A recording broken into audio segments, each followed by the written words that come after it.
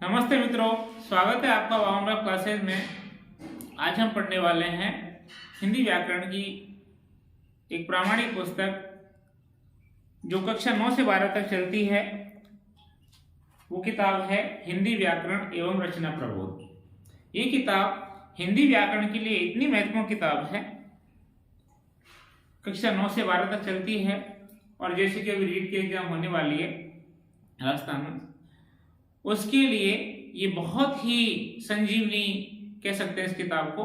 सारी हिंदी व्याकरण की जो प्रश्न है वो इसी में से आने वाले हैं। तो इसी का हम पहला चैप्टर आज पढ़ रहे हैं और इसी किताब के सारे पाठ आपको धीरे धीरे करवाए जाएंगे। इसलिए यदि आप हमारे चैनल पर पहली बार आए हैं तो चैनल को सब्सक्राइब कर लें और बेल आइकन को प्रेस कर दें, जिससे आने वाले वीडियो आप तक पहुंच सके। तो चलो दोस्तों, शुरू करते हैं आज की क्लास। भाषा, व्याकरण एवं रचना प्रबोध। भाषा, व्याकरण व लिपि। किताब का नाम है हिंदी व्याकरण एवं रचना प्रबोध, जो कक्षा 9 से 12 तक चलती है।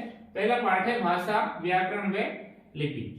भाषा के बारे में चर्चा करें कि भाषा वह साधन है जिसके द्वारा हम एक दूसरे के विचारों का, भावनाओं का, संकेतों का और सूचनाओं का आदान प्रदान एक दूसरे से करते हैं। कुछ समय के लिए कल्पना की जाए कि हमारे पास यदि कोई भाषा नहीं है तो हम एक दूसरे के साथ संवाद कैसे स्थापित कर पाएंगे, एक दूसरे से वार्तालाप कैसे कर पाएंगे, कोई सूचना हमको मंगानी है वो कैसे मंगा पाएंगे। तो सारा जो काम है वो भाषा के माध्यम से होता है। इसलिए भाषा किसे कहते हैं? भाषा वह साधन है। पहली बात तो भाषा क्या है? साधन है, साधनी। भाषा वह साधन है जिसके द्वारा विचार, भावना, संकेत व सूचनाओं का आदान प्रदान होता है। भाषा कितने प्रकार की होती है? भाषा 2 प्रकार की होती है, मौखिक और लिखित। जो मैं बोल रहा हूं ये मौखिक है और ये जो लिखा हुआ है ये लिखित है। जिसको हम बोलते हैं वो मौखिक भाषा कहलाती है और बातचीत में प्रयोग करते हैं, भाषण देते हैं, वो सारे मौखिक भाषा के लक्षण हैं। जिसे हम पत्र लिखते हैं, किताब लिखते हैं, अखबार पढ़ते हैं, वो सारा लिखित भाषा का ही रूप माना जाता है। तो ये कोई बड़ी बात नहीं है। भाषा के 2 प्रकार के होते हैं, लिखित और मौखिक। मौखिक जिसको बोला जाए, लिखित जिसको लिखा जाए।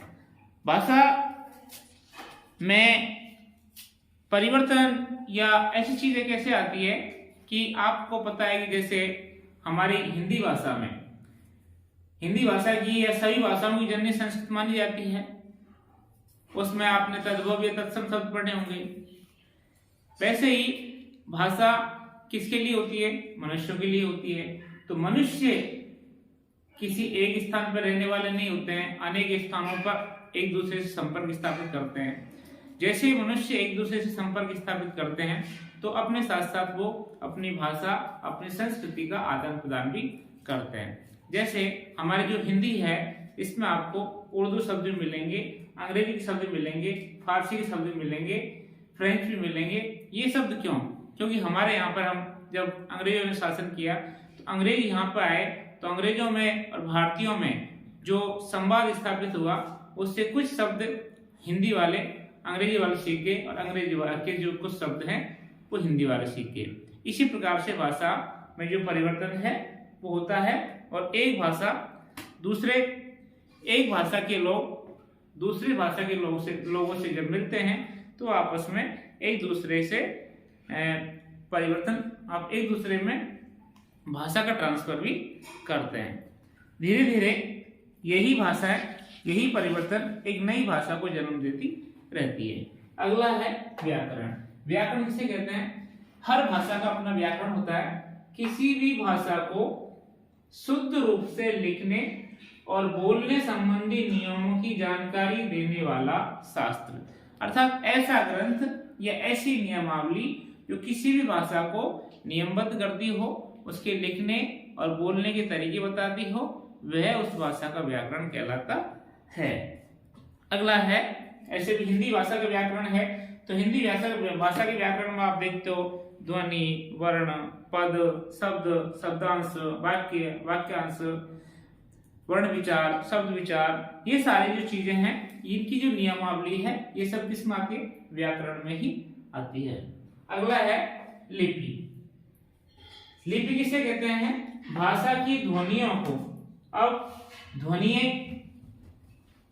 ध्वनियों को जिन लेखन चिन्हों में लिखा जाता है उसे लिपि कहते हैं। भाषा की ध्वनियों को जिन लेखन चिन्हों में लिखा जाता है उन्हें लिपि कहते हैं। और ये लिपि मैंने कहा क्षेत्र के हिसाब से, जगह के हिसाब से अलग अलग होती है। कोई व्यक्ति रोम का, अंग्रेज इंग्लैंड का है तो वहां के लोगों ने अपनी लिपि, अपनी भाषा को अलग डेवलप किया। कुछ लोग इस्लामिक कंट्रीज से हैं तो उन्होंने उर्दू भाषा को डेवलप किया। ऐसे हर भाषा की अपने लिखने का तरीका, यूं समझा जाए कि लिपि क्या होती है? ध्वनि को लिखने का जो तरीका है वही लिपि कहलाती है। अब बात आती है हिंदी भाषा की लिपि कौन सी है? तो हिंदी भाषा की लिपि है देवनागरी, अंग्रेजी भाषा की लिपि है रोमन, पंजाबी भाषा की लिपि है गुरुमुखी और उर्दू भाषा की लिपि है नस्तालिक, जो कि अरबी और फारसी दोनों से का एक मिला जुला रूप है।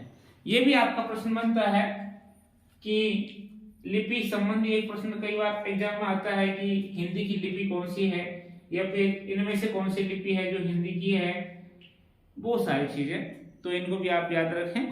अब हम पढ़ें कि किसी भी भाषा में भाषा और बोली। अब हम चर्चा करते हैं भाषा और बोली पे। भाषा और बोली के बारे में आप इतना समझें, ये प्रश्न बड़ा सीधा भी है और कठिन भी है। कई बार तो ऐसा लगता है कि भाषा या बोली दोनों एक जैसी है, लेकिन यदि आप रीट की तैयारी करते हो तो ये बात आपके लिए सामान्य है कि भाषा अलग है, बोली अलग है। भाषा विस्तृत रूप है और बोली सीमित रूप है। ये मान सकते हैं कि एक भाषा की अनेक बोलियां होती है। एक भाषा की अनेक बोलियां होती है। भाषा एक माँ के समान होती है जो अनेक बोलियों को जन्म दे देती है। भाषा में और बोली में जो आप अंतर यदि करते हैं तो भाषा का जो क्षेत्र है वो विस्तृत होता है, बोली का क्षेत्र सीमित होता है। जैसे हिंदी भाषा है, हिंदी भाषा भारत, जैसे हम कहेंगे हिंदी भाषा भारत में कहाँ कहाँ बोली जाती है? बहुत जगह बोली जाती है। लेकिन मेरवाड़ी, मारवाड़ी ऐसी क्या है? बोलियां हैं। बुंदेलखंडी, खड़ी बोली, ये सब क्या है? बोलियां हैं। ये एक क्षेत्र विशेष की हैं। तो भाषा की, एक भाषा की अनेक बोलियां, और बोलियों का एक दूसरा नाम और एक प्रश्न आ सकता है कई बार, उपभाषा। एक प्रश्न यदि बन जाए तो बड़ा अच्छा प्रश्न बनेगा कि बोली का दूसरा नाम क्या है? उपभाषा। वहां पर आपसे कोई हो सकता है वो कई ऑप्शन दे देगी, उपभाषा, छोटी भाषा, लघु भाषा, ऐसे ऑप्शन दे देगा, तो वहां पर आप कंफ्यूज हो सकते हैं। इसलिए याद रखना, बोली का दूसरा नाम है उपभाषा। अब एक भाषा होती है, उसका व्याकरण होता है, साहित्य भी होता है और उसका शब्दकोश भी होता है। लेकिन बोली के लिए जरूर नहीं उसका व्याकरण भी हो, उसका साहित्य भी हो और उसका शब्दकोश भी हो, जबकि ये तीनों चीजें हैं एक भाषा के लिए आवश्यक है। जैसे हिंदी भाषा है, हिंदी भाषा का व्याकरण भी है, साहित्य भी है और इसका शब्दकोश भी है। लेकिन जो बोलियां हैं, जैसे मान लीजिए हिंदी की इतनी सारी बोलियां हैं, अवधी, बघेली, छत्तीसगढ़ी वगैरह, इनके आप साहित्य छिटपुट कहीं मिल जाए तो बात अलग है। लेकिन ये तीनों चीजें एक बोली में नहीं मिलेंगी, उसका व्याकरण नहीं मिलेगा आपको, उसका शब्दकोश अलग से नहीं मिलेगा आपको।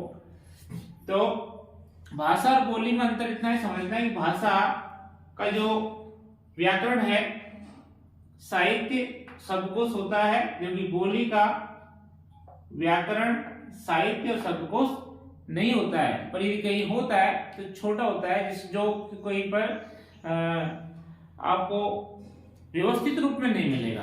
क्योंकि भाषा एक व्यवस्थित रूप में होती है, उसके नियम होते हैं, जबकि बोली के कोई नियम नहीं होते हैं। मैंने कहा भाषा जो है वो एक माँ की तरह होती है और बोलियां हैं वो बेटे की तरह होती है। ये समझने के लिए मात्र। अब हिंदी भाषा के क्षेत्र को 5 भागों में बांटा गया है। ये भी एक प्रश्न बन जाता है कि हिंदी भाषा को कितने भागों में बांटा गया? 5 भागों में। पूर्वी हिंदी, पश्चिमी हिंदी, बिहारी हिंदी, राजस्थानी हिंदी और पहाड़ी हिंदी। ये जो बोलियां हैं इनमें से आपका एक प्रश्न जरूर बनता है। पूर्वी हिंदी है, इसमें अवधी, बघेली, छत्तीसगढ़ी। आपसे पूछ लिया जाए भाई बघेली जो है हिंदी की उपबोली है और ये किस क्षेत्र में बोली जाती है? पूर्वी, पश्चिमी, बिहारी, राजस्थानी, पहाड़ी। अब जैसे हम रीट की तैयारी कर रहे हैं तो हमको पता है छत्तीसगढ़ी अपने राजस्थान की नहीं है, लेकिन राजस्थान वहां ऑप्शन नहीं दे, पूर्वी, पश्चिमी, पहाड़ी और बिहारी दे तो वहां पर हम कंफ्यूज हो जाएंगे। तो पूर्वी हिंदी की जो बोलियां हैं वो है अवधी, बघेली, छत्तीसगढ़ी। पश्चिमी हिंदी की जो बोलियां हैं खड़ी बोली, ब्रज, बांगरू जो हरियाणा में बोली जाती है, हरियाणवी कहते हैं इसको, हरियाणी, बुंदेली और कन्नौजी। और हिंदी भाषा की जो मानक उपबोली है, ध्यान रखना, वो खड़ी बोली है।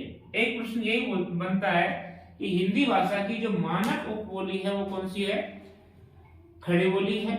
और खड़ी बोली किस क्षेत्र में बोली जाती है? खड़ी बोली बोली जाती है पश्चिमी हिंदी क्षेत्र में। ध्यान रखना, एक प्रश्न अच्छा है, खड़ी बोली किस क्षेत्र में बोली जाती है? पश्चिमी हिंदी।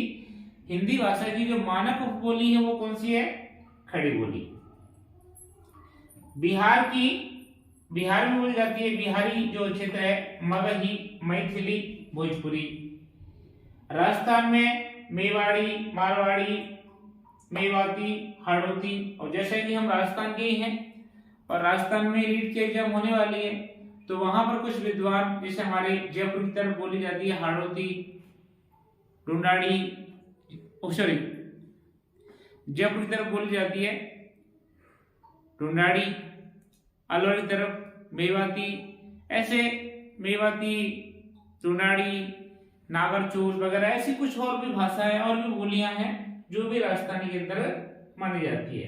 पहाड़ी है गढ़वाली, कुमाऊनी तथा मंडाली। अब मान लीजिए आपकी ऐसे कुछ शब्द जो हमने से परिचित नहीं है, जो मेरिट प्रश्न बनते हैं वो इन्हीं में से बनते हैं जिन शब्दों को हम पहली बार सुनते हैं या फिर उनसे हम परिचित नहीं है, वही पे एग्जाम में उठ के आ जाते हैं। जैसे शब्द है मंडियाली। अब मंडियाली शब्द हम कम पढ़ते हैं, तो ध्यान रखना यही आपके एग्जाम आए। मंडियाली जो बोली है वो कौन से क्षेत्र में बोली जाती है? तो मैं मानता हूं ये बहुत अच्छा प्रश्न बनेगा कि मंडियाली बोली कौन से क्षेत्र में बोली जाती है? पूर्वी हिंदी, पश्चिमी हिंदी, बिहारी, राजस्थानी, पहाड़ी। इस प्रकार से आप इसको याद करें। कहते हैं कोस कोस में पानी बदले 5 कोस पर वाणी, कि प्रत्येक कोस में पानी का स्वाद बदल जाता है और प्रत्येक 5 कोस में जो आदमी का बोलने का लहजा है वो बदल जाता है, टोन बदल जाता है।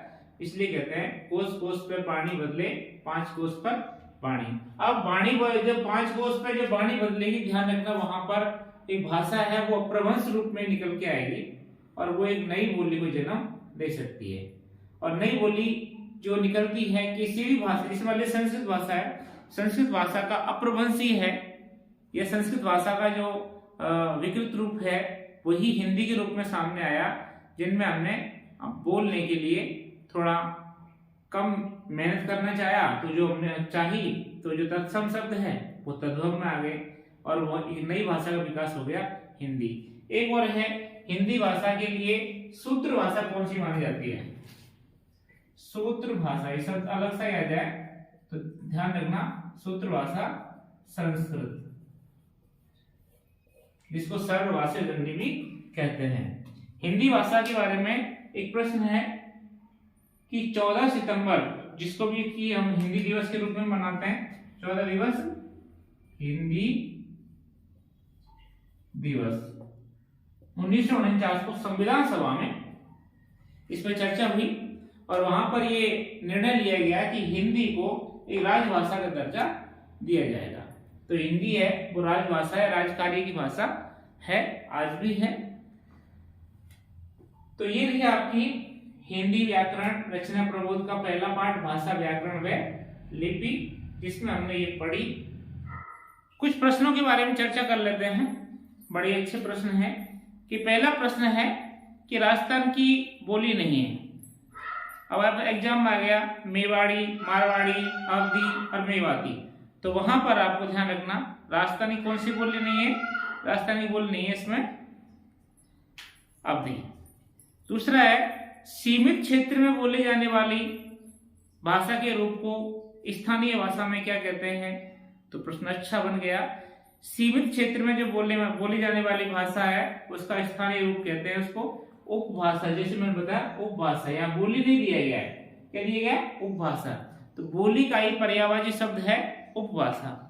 इसका ऑप्शन दिया गया राजभाषा, राष्ट्रभाषा, उपभाषा और संपर्क भाषा। तो तीसरा प्रश्न है निम्नलिखित में से किसकी लिपि देवनागरी नहीं है। निम्नलिखित में किसकी लिपि है वो देवनागरी नहीं है। नेपाली, हिंदी, पंजाबी और संस्कृत। अब आपको पता है नेपाल में तो हिंदी बोली जाती है, हिंदी भाषी क्षेत्र है, हिंदी और संस्कृत। लेकिन पंजाबी है जिसको मैंने बताया था पंजाब की गुरुमुखी लिपि है, वो अलग लिपि है। खड़ी बोली हिंदी के किस स्वरूप से निकली है, मैंने कहा था खड़ी बोली। खड़ी बोली हिंदी के किस स्वरूप से निकली है। तो प्रश्न है उत्तर आपका पश्चिमी हिंदी। ये आपकी प्रश्न है। उम्मीद करते हैं कि आपको ये पाठ पसंद आया होगा और निश्चित रूप से मैं कह रहा हूं कि इस पाठ में से, इस क्लास में से आपकी एग्जाम में 1 या 2 प्रश्न अवश्य देखने को मिलेंगे। यदि आपको हमारी क्लास पसंद आई हो या आप पहली बार आए हो तो आप हमारे चैनल को लाइक करें, सब्सक्राइब करें और बेल आइकन को प्रेस कर दें, जिससे कि आने वाली वीडियो आपके पास पहुंच सके। हम आपको फिर बता रहे हैं कि आपकी जो पूरी किताब है जो हिंदी व्याकरण की है, ये आपको इस चैनल पे हल करवाई जाएगी। हिंदी और संस्कृत दोनों व्याकरण, संस्कृत व्याकरण का हमने अधिकतर हिस्सा हल करवा दिया गया है और जो कुछ बचा है वो करवाएंगे। तो आपको यदि हिंदी व्याकरण और संस्कृत व्याकरण में एक भी प्रश्न गलत नहीं करना है तो निश्चित रूप से हम आपका पूरा सहयोग करेंगे। आपकी हिंदी और संस्कृत दोनों व्याकरण आपकी अच्छी हो और आपका एक प्रश्न गलत नहीं जाए। धन्यवाद। आपका दिन मंगलमय हो।